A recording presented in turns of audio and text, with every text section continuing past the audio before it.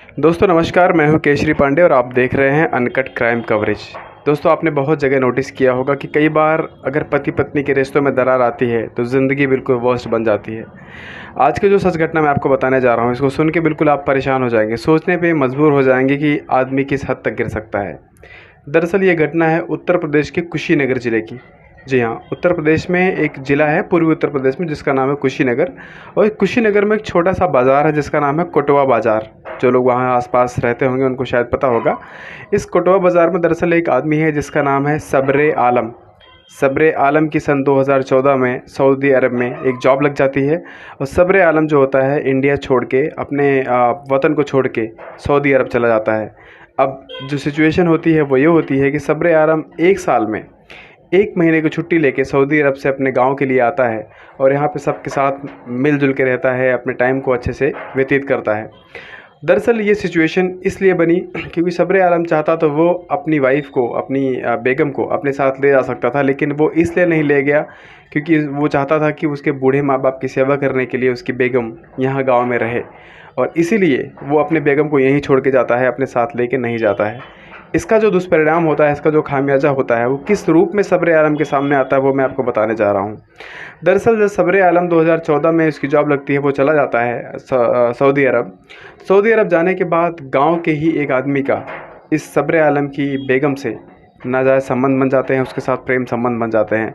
और आए दिन जब ये बूढ़े सास ससुर घर में नहीं होते या फिर कहीं इधर उधर हो जाते तो सब्रे आलम की जो बेगम थी, जो उसकी वाइफ़ थी, वो अपने प्रेमी को अपने घर में बुलाती और उसके साथ रोमांस करती, उसके साथ शारीरिक संबंध बनाती है, उसके साथ एंजॉय करती। यही सिलसिला लगातार चलता रहा और ये सिलसिला कंटिन्यूअसली इस तरीके से हो गया कि सब्रे आलम की बीवी उस प्रेमी को अपने पति का दर्जा देने लग गई, क्योंकि कभी भी किसी भी टाइम बुला लेना घर पे, उसके साथ एंजॉय करना, बूढ़े सास ससुर को एक बहाना बता देना कि ये इस हेल्प के लिए आया था, ये काम करने के लिए आया था। और कहीं ना कहीं बूढ़े सास ससुर भी इस चीज़ से कन्विंस हो जाते हैं कि शायद ये सही बात है, लेकिन हकीकत कुछ और थी। दरअसल एक टाइम होता है, अभी इस समय सब्रे आलम जो है इसमें सऊदी अरब से अपनी छुट्टियों से घर आया हुआ था अपने। और सब्रे आलम को ये नोटिस हो जाता है कि मेरी जो पत्नी है, मेरी जो बेगम है, वो गांव के ही किसी लड़के के साथ उसका शारीरिक संबंध है, उसका प्रेम संबंध है। और उसके माँ बाप भी उसको हिंट देते हैं कि बेटा ये लड़का हमेशा जो है घर में आता है बिना बताए और घंटे घंटों इसी तुम्हारे बेडरूम में भी चला जाता है, वहाँ रहता है। और हम लोग जब भी पूछते हैं तो तुम्हारी बेगम कुछ न कुछ एक बहाना बता देती है कि इस काम के लिए आया था। अब सब्रे आलम एक शरीफ आदमी था, उसके कान खड़े हो जाते हैं, वो समझ जाता है कि कुछ न कुछ गड़बड़ ज़रूर है। दरअसल सब्रे आलम अपनी बेगम को उस दिन बहुत ज़बरदस्त तरीके से डांटता है और बोलता है कि अगर वो लड़का आज के बाद इस घर में दिखाई दिया तो ना मैं उस लड़के को छोड़ूंगा और ना ही मैं तुम्हें छोड़ूंगा। सब्रे आलम की बीवी जो होती है बिल्कुल अलर्ट हो जाती है, वो समझ जाती है कि अब ये काम नहीं चलने वाला है। और सब्रे आलम इस चीज़ से बहुत कड़ी निगरानी रखना शुरू कर देता है। वो नोटिस करता है कि अगर वो एक बार भी लड़का यहाँ दिखता है तो अब मैं काम तमाम कर दूंगा या फिर पुलिस के पास जाके रिपोर्ट दर्ज कराऊंगा। सब्रे आलम की बीवी जो होती है उस लड़के से दूरी बनाना शुरू कर देती है, अपने पति की बात मानती है और उस लड़के को ज़बरदस्त तरीके से समझाती है कि आज के बाद तुम मेरी ज़िंदगी में नहीं आओगे तो नहीं आओगे, कुछ भी हो जाए आज के बाद मेरा तुम्हारा कोई संबंध नहीं है। सब्रे आलम की बीवी की बात सुन के वो लड़का पागल हो जाता है। पिछले 1.5 महीने से वो लगातार उससे मिलने की कोशिश कर रहा था और सब्रे आलम ने अपनी छुट्टियां बढ़ा दी हैं। उसने अपनी छुट्टियां बढ़ा के 2.5 महीने कर ली है, क्योंकि वो चाहता है कि ये रिश्ता बिल्कुल ख़त्म हो जाए, उसके बाद ही वो यहाँ से जाएगा। अब सब्रे आलम पूरी कोशिश करता है और इसकी बात इसकी बेगम मानती है, लेकिन वो जो प्रेमी था, जो दिलफेक आशिक था, वो बिल्कुल नहीं मानता है। वो बार बार आने की कोशिश करता है और एक दिन उसने सब्रे आलम की बीवी को धमकी दिया।